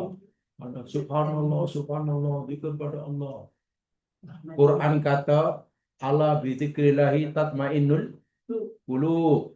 Ketahuilah dengan sebab zikir pada Allah hati jadi tenang. Ayatnya saya paham, saya tahu nomor berapa. Guru itu kata, tapi aku dah zikir banyak kali dah. Lepas subuh zikir, lepas maghrib zikir. Tapi kenapa hidup susahnya, ada masalahnya. Ya, awak zikir tanpa makna. Itu ucapan tanpa makna. Minta maaf dalam kata Kiai Pondok dahulu, kalau kamu zikir situ, sebenarnya kamu bukan bahasa beliau bukan bahasa saya. Kamu tidak sedang berpikir sebagai apa? Sebagai manusia. Kamu hanya ibarat macam burung kakak tua ada. Apa burung kakak tua? Yang pandai assalamualaikum tapi tak tahu dia. Dijawab pun assalamualaikum. Assalamualaikum. Ia ada ucapan tanpa makna. Sehingga tidak memberi kesan dalam hati. Sedangkan zikir itu yang paling baik ialah al-lisanu mutarjimul qalbi. Apa ini? Al-lisanu mutarjimul qalbi. Lidah menterjemahkan apa yang ada dalam hati. Itu zikir yang betul. Bukan al-qalbu mutarjimul lisan. Bukan hati dipaksa menterjemahkan lidah. Sini kata Allah, Allah bahasa Arab, hati disuruh kata Allah Maha Besar. Allah Maha Besar. Allah Maha Besar. Bukan begitu. Subhanallah, lidah kata subhanallah, hati suruh dipaksa menterjemahkan Maha Suci Allah, Maha Suci Allah. Karena kita orang Melayu. Tapi kalau dulu Abu Bakar sebut subhanallah, hatinya apa terjemahannya? Ketika Abu Bakar kata Allahu Akbar, hatinya cakap apa? Kita ini kadang diajar kadang yang agama menjadi susah. Karena hati dipaksa menterjemahkan apa yang dalam mulut. Sedangkan zikir itu lidah fungsinya menterjemahkan apa dalam hati. Bila hati sudah merasakan kebesaran Allah. Kebesaran Allah sudah dapat dirasai oleh hati. Sudah diyakini oleh hati. Sehingga hati mungkin tak mampu nak menampung rasa kekagumannya kepada kebesaran Allah. Tanpa disadari terkeluar ucapan sebagai ekspresi rasa kagumnya Allahu Akbar. Subhanallah. Kalimat subhanallah walaupun sekali itu nilainya beribu-ribu kali daripada tasbih tapi tak ada makna. Sehingga hati pasti tenang karena hati sudah penuhi dengan rasa kibria Allah, keagungan Allah. Karena hati ini sudah sangat kagum dengan dipenuhi itu, terkeluarlah ucapan Allah. Itu namanya lidah menerjemahkan apa yang dalam ada budak salah, lalu panggil oleh orang tuanya, menangis ketakutan karena hatinya tahu rasa salah dan dia membayangkan apa hukumannya. Menangis, mulut belum kata minta maaf tuh, hanya menangis. Orang tua yang bijak pasti, anakku ini walaupun minta maaf aku maafkan. Tengok dari sudut ini, mana hatinya sudah dipenuhi rasa bersalah dan rasa takut akan hukuman. Walaupun belum kata minta maaf kan. Itulah namanya pemimpin yang paling paling tulus ikhlas. Berbeda dengan abangnya, buat salah, senyum-senyum datang, ya minta maaf, sorry. Bisa tuh, bisa. Ya, sebab itu syukur dengan hati itu diletakkan pada urutan yang pertama, yang paling basic, yang paling penting. Yang selepasnya baru ikuti dengan asyukru bil lisan. Asyukru bil lisan apa? Syukur dengan lidah. Tadi syukur dengan hati dah saya tunjukkan ayatnya, yakni itu tadilah apa namanya? Nabi Sulaiman kata ada mifadli Robi, Masya Allah la quwata illa billah. Itu syukur dengan hati. Syukur dengan lidah apa ayatnya? Akhir surah Ad-Duha. Ayat terakhir surah Duha. Dan ayatnya. Wa amma bi ni'mati rabbika fahaddis. Apa artinya? Wa amma bi ni'matika rabbuka fahaddis. Adapun dengan nikmat Tuhan engkau fahaddis. Dah kamu ceritakan. Maksudnya apa tuh? Ya, maksudnya apa tuh? Suruh menceritakan nikmat Allah. Oh, apa ini yang dimasukkan kita suruh istihad tuh. Ya, ada dalilnya. Boleh tuh. Menteri-menteri atau siapa yang dalam ini kena istihad. Sebab orang kata istihad hadis. Ceritakan dulu. Apa? Simpanan berapa? Simpanan bergerak berapa? Harta berapa? Harta diam apa? Benda logam berapa, surat-surat berharga pun. Bukan begitu. Ada pula yang salah mentafsirkannya. Oh, Allah rupanya suruh cerita apa yang kita miliki, suruh tunjuk, suruh tayang. Sebab itu aku kemana-mana saya tunjukkan ini. Pakai hadis. Maklum karena gelangnya hingga siku. Kenapa? Ya Quran suruh hadis, ceritakan, tunjukkan, tayangkan. Kalau perlu ya bahkan seluruh surat apa pun tayangkan pada orang lain. Jangan suruh-suruh. Itulah bila faham ayatnya betul, fahaman yang salah bin keliru. Hadis itu jawab itu maksudnya diterjemahkan oleh Nabi, yakni dalam bahasa umum sangat mudah untuk difahami, disimpulkan syukur dengan lidah itu yakni kita bersedia berkongsi nikmat dengan orang lain. Kita bersedia berkongsi nikmat yang Allah berikan kepada kita ini dengan orang lain. Contoh, jika Allah beri kita nikmat berupa kereta umpamanya. Itu nikmat karena dengan kita boleh jalan dengan senang. Tapi jangan sampailah yang mendapat manfaat daripada kereta pemberian Allah ini hanya kita saja. Pastikan orang lain pun dapat manfaatnya. Kita ajak kawan tumpang sama. Itu namanya syukur dengan lidah. Allah beri kita macam-macam karuniaa bahan makanan. Ada beras di situ, 50 kg. Kat rumah hanya 3 orang. Daging 5 kilo. Sayur, la ilaha illallah. Satu kebun. Bila aku nak habis makan sebanyak ini. Memang tak habis ya. Kalau menunggu lama-lama busuk. Oh, agak-agak karena aku ni lebih tak apalah. Aku nak bersedia berkongsi nikmat ini dengan orang lain. Aku tak nak makan sendiri. Hari aku masak banyak-banyak, sedap-sedap, lalu panggil kawan, ajak makan bersama. Sehingga yang mendapatkan manfaat daripada nikmat yang diberikan kita, bukan hanya keluarga kita, tapi juga orang. Itu makna syukur dengan lidah. Itu seperti itu. Jadi kalau senang, kalau Allah bagi kita kesenangan, janganlah kita yang senang. Orang lain pun bersedekah tuh. Itu namanya syukur dengan lidah. Kenduri itu syukur dengan lidah. Ada orang memahami, boleh tidak salah, tapi terlalu sederhana. Syukur dengan lidah yang ucapan Alhamdulillah. Walhal kalau kita kaji lebih mendalam, Alhamdulillah itu adalah salah satu dari bagian daripada syukur bil qalbi. Bukan dengan lidah. Malahnya kita sebut lidah itu masih keluar sini. Alhamdulillah, Alhamdulillah. Kalau dalam hati, senyap. Bukan begitu pemahaman agama. Alhamdulillah itu mana bukan apa ya? Memuji Allah kan? Apa makna Alhamdulillah? Segala puji bagi kita dapat nikmat, lalu kita katakan segala puji bagimu ya Allah. Makna engkau memiliki segala sesuatu yang hambamu perlukan. Dan engkau bersedia memberikan apa yang engkau beri kepada aku tanpa aku minta. Maka engkau berhak untuk puji ya Allah. Engkau berhak untuk dipuji. Sehingga kita pun memuji. Jadi alhamdulillah itu ekspresi daripada syukur bil qalbi isunya.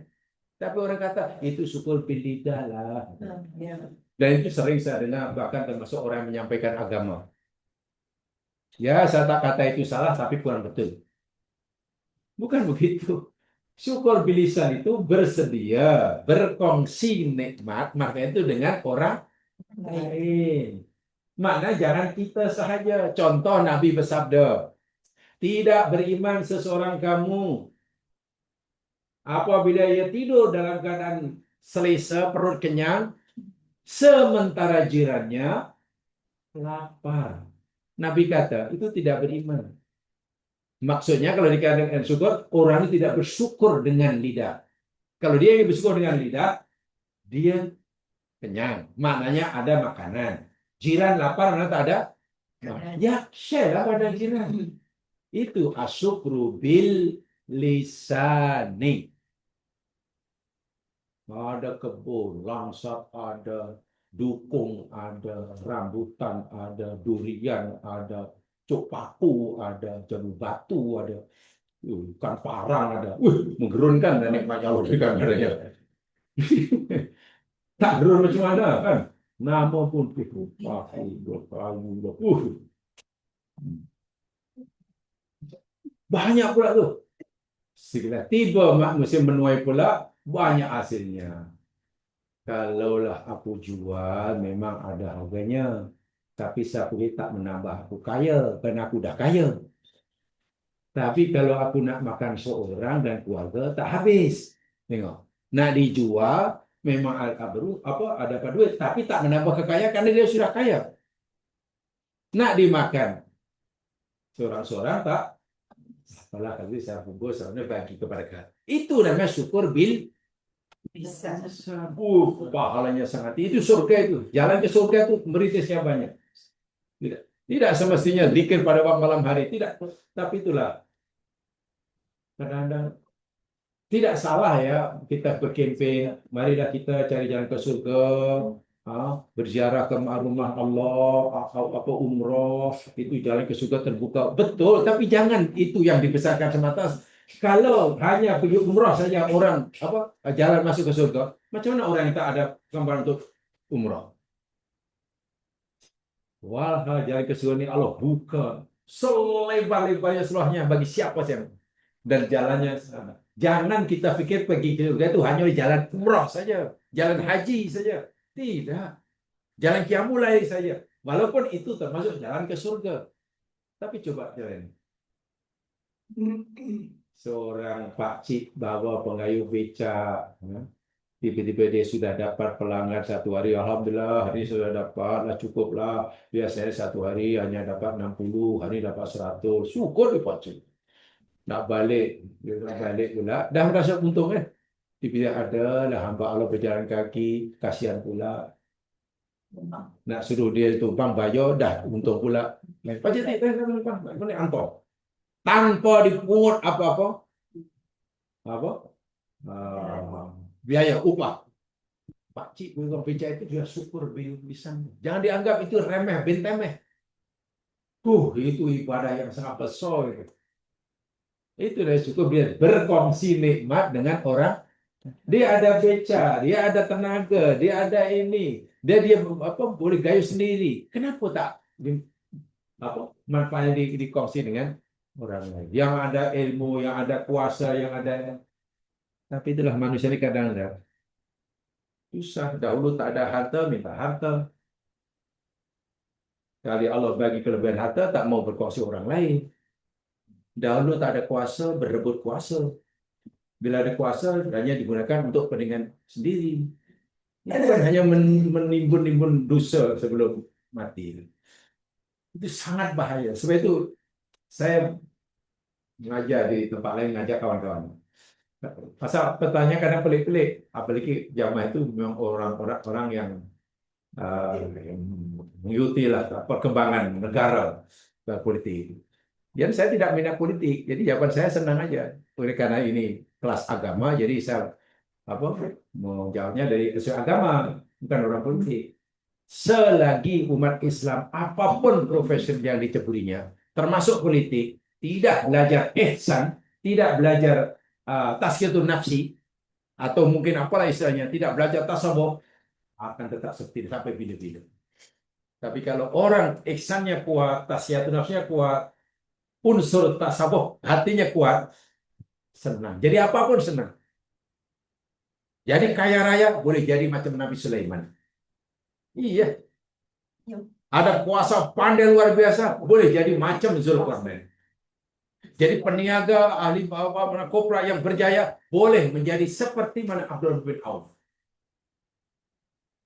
Jadi orang miskin, boleh jadi Bilal bin Rabah. Iya, karena memang hatinya dah itu.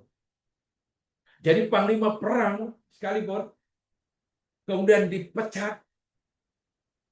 Tapi kalau hatinya sudah suci, boleh jadi seperti mana Khalid bin Al-Walid.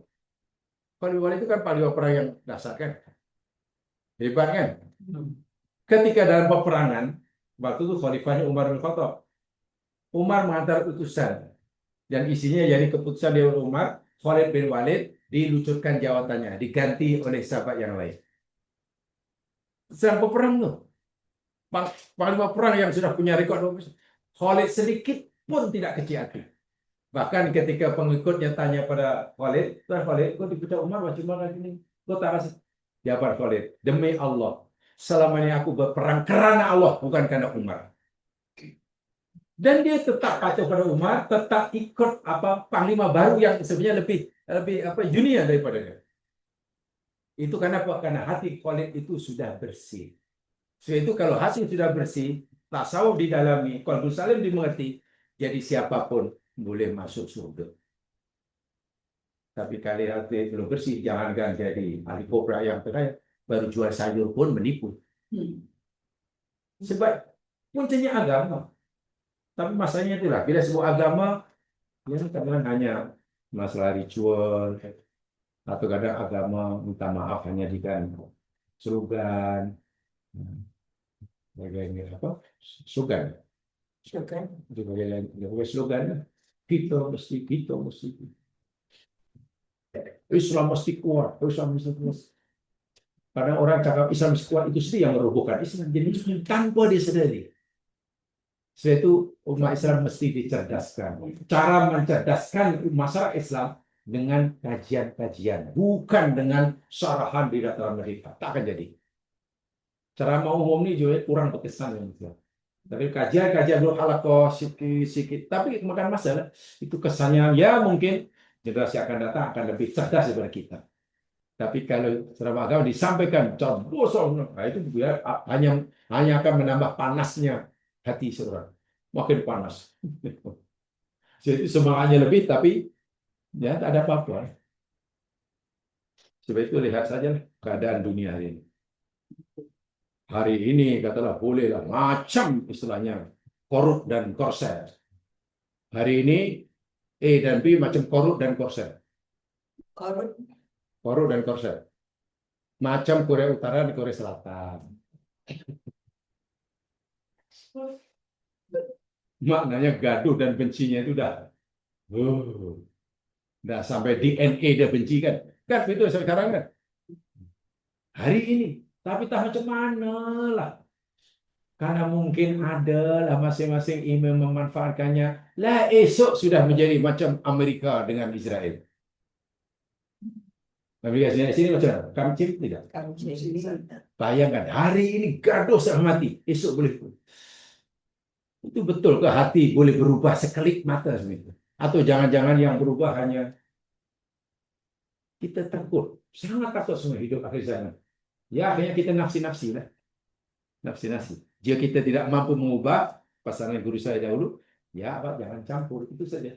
Kalau awak mampu mengubahnya, silakan.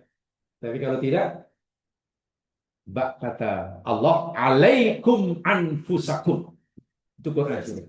Bila kamu tidak mampu mengubahnya secara ini, paling tidak alaikum anfusakum. Jaga diri kamu masing-masing. Paling tidak kita menjaga diri kita masing-masing. Ya? Karena nak menjaga orang lain, kita tak mampu kan. Nak membetulkan orang lain tak berupaya. Maka kewajiban yang paling basic sekali, kita menjaga jika tidak terlibat atau tidak melibatkan. Itu paling selamat. Karena memang dunia akhir zaman, Nabi pun beritahu kita, fitnah akhir zaman ini sangat-sangat dahsyat. Sangat-sangat dahsyat. Itu syukur dengan lidah, berkongsi nikmat. Syukur dengan perbuatan, itu jamaah boleh lihat, yakni firman Allah Subhanahu wa Ta'ala kepada Nabi Daud.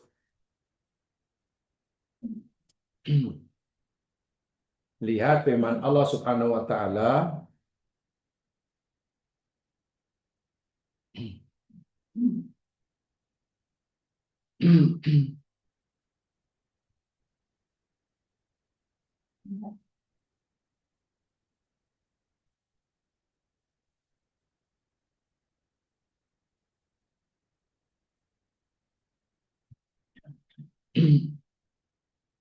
Lihat firman Allah di dalam surah Saba.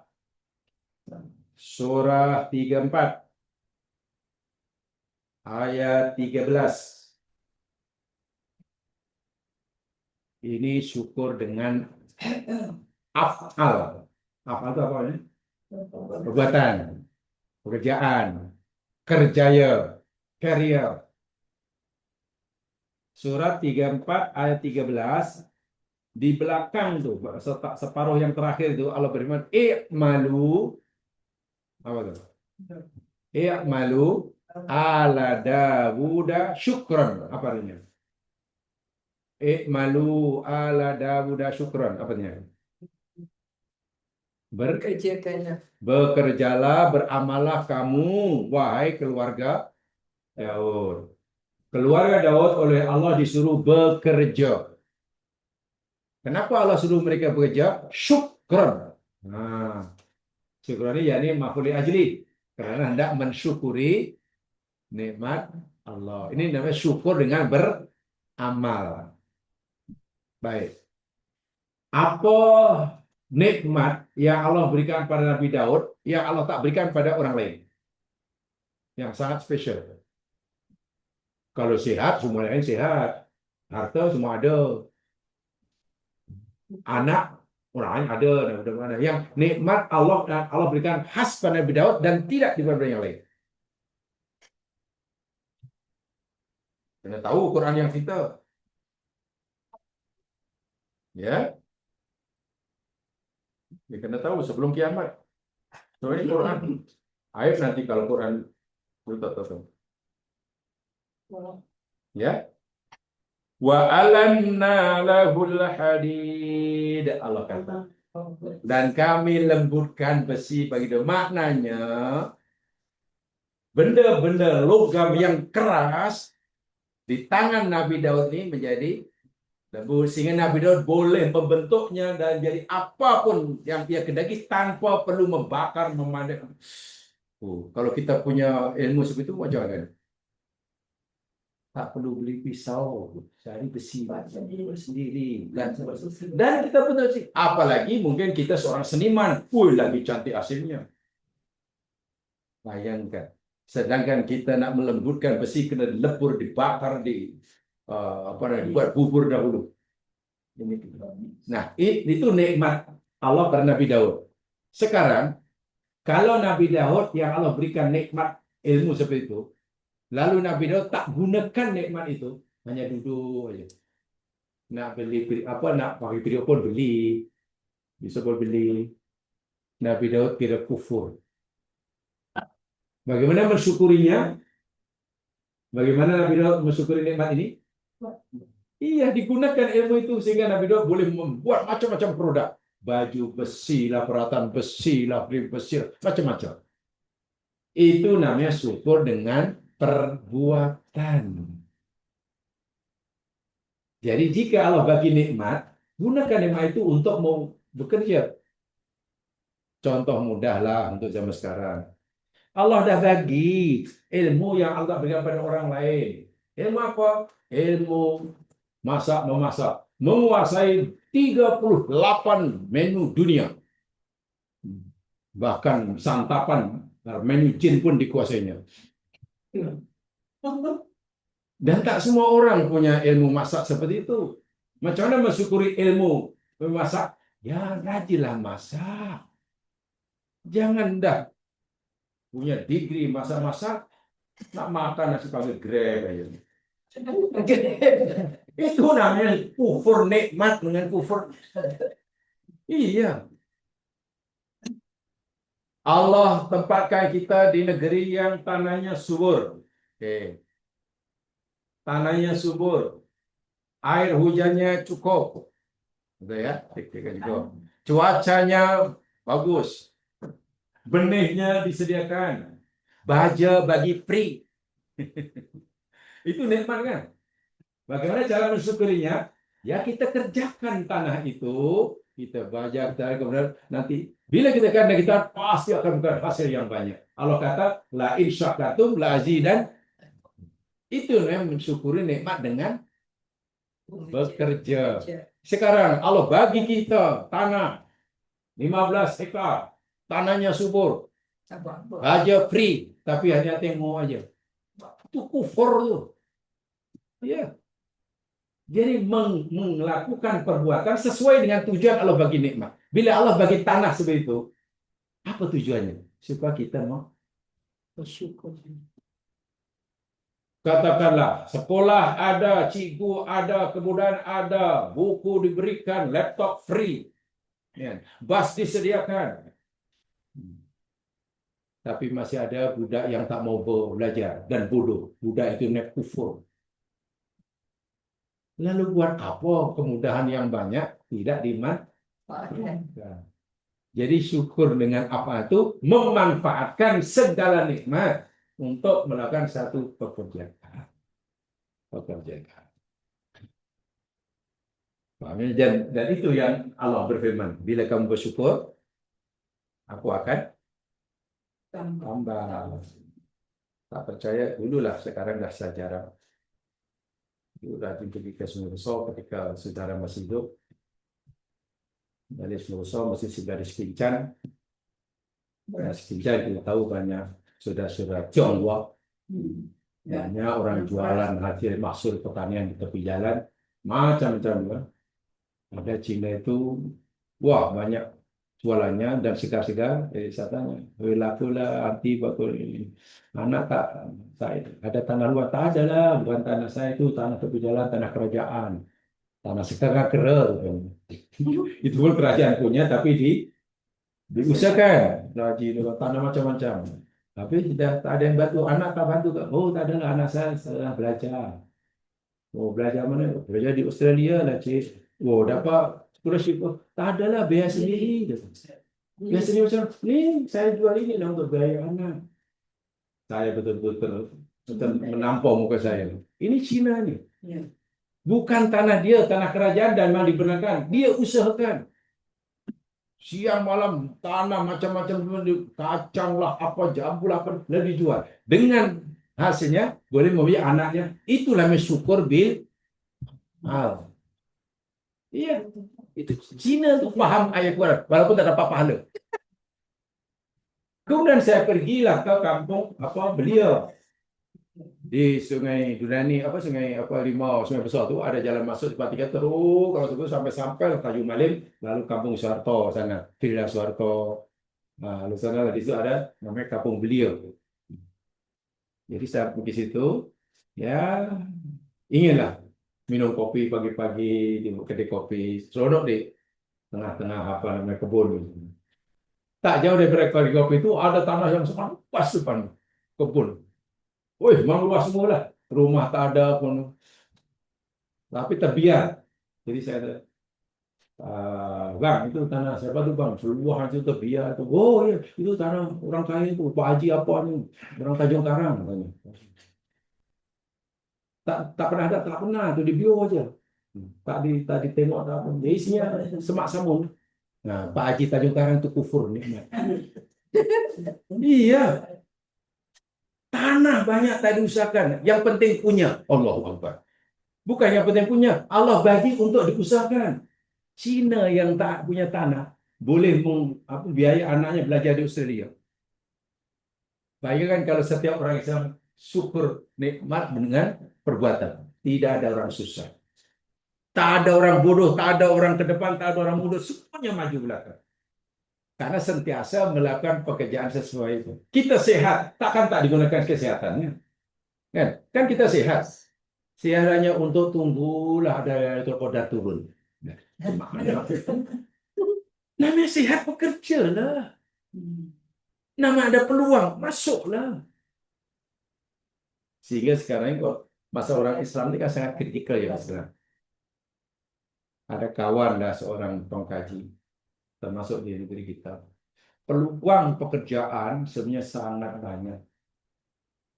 Sama ada company dalam negeri ke, company luar negeri ke, sangat menawarkan pekerjaan. Tapi malangnya ramai anak-anak kita orang Melayu ini, walaupun tak layak apa mengisi jabatan tersebut. Yang layak si Ah Yong, Lim Fong Long, Tong Tai Chi, yang lain. Arumugem. Dia tak layak karena memang tak ada kemahiran. Ya mungkin karena belajarnya tak ini. Itulah.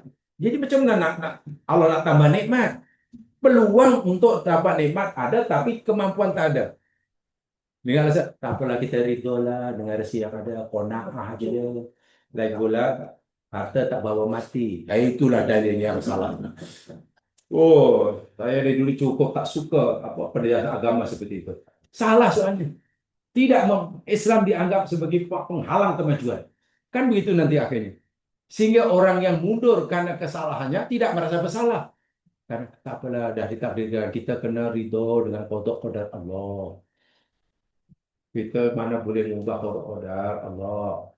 Beras secupak takkan jadi segantang. Memanglah secupak tak jadi gantang, tapi secupak boleh jadi 1 tan kalau kita tanam. Nah, itulah kalau dia syukur tuh 1 cupak boleh jadi 1 tan. Salahnya kita tak tanam, betul tak? Nah, menanam 1 cupak jadi 1 tan itu namanya syukur bil af'al. Dan itu perintah Allah dalam surah Ibrahim. Ini diajarkannya tak secupak tak jadi segantang. Yalah kalau kamu tengok, kamu ingin berubah secara magic tak akan jadi lah. Jadi banyak orang Islam yang begitu. Tak tahu sama ada sifat malasnya atau ditambah lagi penjelasan agama yang kurang tepat. Sehingga mana syukur ini yang sebenarnya Masya Allah. Satu agama yang paling memberikan motivasi agar Islam ini maju dan kita jadi malah mundur. Bayangkan kalau terjadi. Dan itu wajib kita lakukan setiap saat karena nikmat Allah berikan pun setiap saat. Jadi setiap saat kita masih tiga-tiga ini. Kan? Setiap saat Allah bagi kita nikmat. Dan nikmat Waktu nikmat ya ini waktu syukur. Bila nikmat itu alhamdulillah setiap saat, maka syukurnya pun setiap wah surga ya. Ya. Tanam kita, tanam yang bukan untuk umur, dihasil tu kita makan ke alam. Memang pertama itu pun sudah mencuri, sudah gosok namanya. Namanya gosok. Nah, itu kerajaan dan diizinkan. Saya tanya pernah dia kata dapat kebenaran daripada majelis daerah. Kalau tidak, akan bertahun-tahun tak ini. Itu tanah tepi jalan kayak gitu yang belakang apa? Jalan kemudian ada parit. Tidak luas. Tidak luas. Memang jangankan tanam di milik orang, ini ibarat macam apa ambil mangga di kebun orang. Boleh ambil semuanya dengan syarat minta izin. Saya pernah berkata, apa hukum mencuri? Tengoklah. Ada mencuri yang haram, ada mencuri yang halal. Macam mana mencuri halal? Minta izin. Assalamualaikum, keluar rumah. Waalaikumsalam, masuk rumah. Cik, boleh tak? Cik, saya ambil pinggan yang cantik itu. Oh, boleh, sebenarnya. Dan saya nak kasih itu boleh. Itu mencuri yang halal. Sekarang mencuri yang halal. Lah kan minta izin dulu. Ambil kan. Mengambil yang bukan haknya, tapi minta izin dan diizinkan kan. Ya, itu mencuri. Jadi kita minta izin. Assalamualaikum kalau nak mencuri.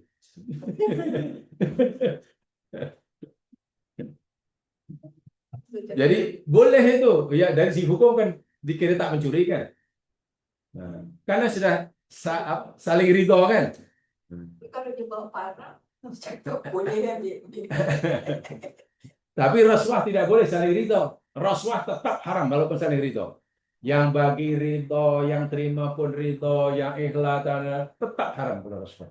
Tidak akan jadi halal. Dan rasuah itu jenayah yang paling berat sekali, yang paling berat.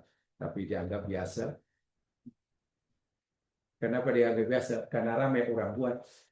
Kesalahan yang dilakukan oleh ramai orang dan sudah dilakukan banyak kali, biasanya sudah tidak dianggap salah. Atau orang dianggap salah. Setan bisikan dalam hati orang pelaku ini, tak payahlah kamu merasa salah sangat, bukan awak seorang yang buat. Ramai orang buat. Sehingga bila dia pikir bukan seorang yang buat tapi ramai, rasa bersalah jadi kurang. Lama-lama nanti dinormalkan. Itu saya pernah bagi satu tafsir ringan, tajuknya normalisasi maksiat. Saya pernah satu tafsir, tapi pendek lah, hanya ya. Sebelum makan normalisasi maksiat. Maksiat tapi sudah normalisasi. Bayangkan, sehingga tak terasa salah. Dan itu sudah mulai ada masalah kita bergerak ke arah sana. Benda yang dahulu dianggap masalah besar, sekarang sudah dianggap normal. Jangan-jangan suatu hari maksiat sangat terang sudah dianggap itu bahaya sekali, sangat bahaya. Ya, karena punya itu Nabi kata, "Idalam tastahi fasna mas sita." Bila Anda sudah tidak ada rasa malu ada, Nabi kata, buat sajalah apa yang kamu mau. Maknanya kalau orang sudah kehilangan rasa malu, pasti dia boleh buat apa saja. Tuh, jadi malu itu sangat penting. Sekarang mana? Lambu. Lagi-lagi kembali pada agama. Khasnya bab ihsan kena dilami. Iman betul, Islam betul. Tapi bab Islam alhamdulillah semua sudah sholat, sudah haji, terpaksa menunggu umroh tiap bulan. Tarawih masjid penuh, sponsor buka, sampai tak ada tempat. Mana dari Islam tuh oke. Ihsannya itulah yang lambat. Ya. Kan Islam sudah sangat maju di Indonesia ini. Apa yang ada? Rumah yatim banyak sponsor. Khasnya kalau Ramadan hampir tidak ada masjid yang tidak ada masjid berbuka. Betul kan? Sponsor berebut kan? Dan mewah-mewah. Kalau sini hanya perlu 2.000, sana 4.000, sana 10.000, sini 15.000. Iya, ada masjid berbuka 16.000 setiap petang. Tuh, di masjid dekat stadium Salam tuh. Masjid yang dekat stadium yang bentuk masjid yang macam dewan tuh. Itu satu malam setiap petang 16.000 kos untuk murid. Ya mungkin ramai yang makan tahu lah kalau sama ada banyak orang yang nak buka atau karena terlalu mewah mana tahu mungkin ada 8 menu dan sedap-sedap atau paling tidak 5 menu dia ada 5 jenis karena diambil dari 5 benua menu Asia sebab orang ini kadang macam itu pun mesti yang ingin berbeza dengan yang lain itu yang ada kecenderungan nafsunya itu terlebih kadang. Wah kalau ikut Nabi bukalah dengan tamar kalau tak ada tamar dengan air bagaimana sederhananya lah ngajar ini ya Allah ya tak apalah ada orang sponsor karena dia nak sponsor silakan asal ikhlas. So itu jelaskan ada satu ya nikmat awqatul insan atau hukukul awqat lillah hak waktu punya hak kita ada kewajiban untuk memberikannya. Allah ada hak pada waktu tertentu. Salat adalah hak Allah pada waktu tertentu. Zakat hak Allah. Haji hak Allah, puasa hak Allah. Nah, itu senang. Bila kita gagal melakukan pada waktu tertentu, kita boleh qada. Tapi kalau kita gagal memberikan hak waktu, kita tak boleh lakukan di dosa hari ini, tidak bertaubat hari ini, kita tak boleh lakukan lain kali. Kalau kita lakukan, kalaupun dosa yang sekarang diampun, kita masih berdosa. Karena dosa menangguhkan, kan? Belum lagi kita dah bertambah. Hari berdosa, dosa. Selepas 1 minggu baru taubat. Taubatnya sekali. Saya dosanya sudah bertambah 67 kali. Tak takut macam mana. Syukur sebenarnya hari ini, tapi ditangguh-tangguhkan minggu depan. Baru mensyukuri nikmat yang 1 minggu lepas, tapi nikmat sudah bertambah 160 kali. Jadi macam mana nak beruntung? Itu sebenarnya yang dipesankan oleh agama kita. Jadi karena ini kajian supaya lebih mendalam lebih ini. Jadi syukur jangan dianggap hanya ya syukur alhamdulillah, syukur ya sholat. Syukur sudah semalam dah. Ya, apa doa syukur sudah. Jangan terlalu sederhana lah gitu. Jangan terlalu sederhana. Mudah-mudahan berkati. Subhanakallahumma bihamdika asyhadu an la ilaha illa anta astaghfiruka wa atubu ilaik. أعوذ بالله من الشيطان الرجيم والعصر إن الإنسان لفي خسر إلا الذين آمنوا وعملوا الصالحات وتواصوا بالحق وتواصوا بالصبر. السلام عليكم ورحمة الله وبركاته.